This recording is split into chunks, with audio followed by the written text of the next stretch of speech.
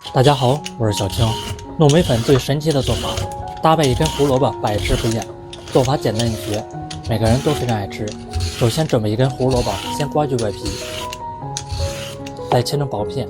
我每天都会分享一道家常美食食谱，感谢您在影片下方给我点个赞与订阅支持一下，非常感谢您。全部切好放入蒸锅里，开火蒸15分钟。胡萝卜蒸熟，用筷子测试一下，能轻松扎到就可以放入大碗里面，加一勺白糖，再用压泥工具压成泥。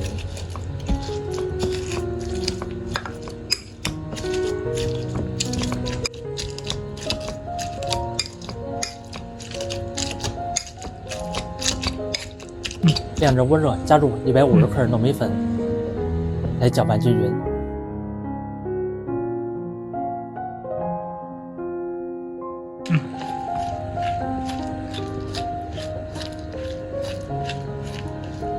最后再揉成一个光滑面团。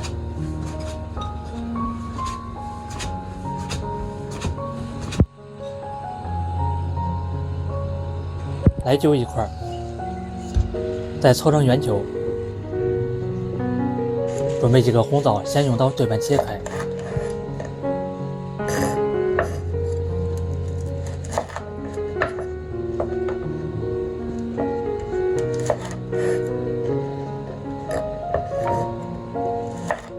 糯米球中间按压一个窝窝，再放入半个红枣，继续整理成一个圆形饼坯就可以了啊。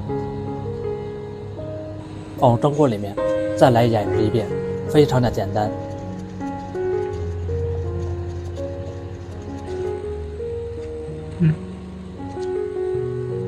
全部做好，盖上锅盖，凉水上锅蒸，水开计时蒸10分钟就熟了。这么一道胡萝卜糯米糍就做好了。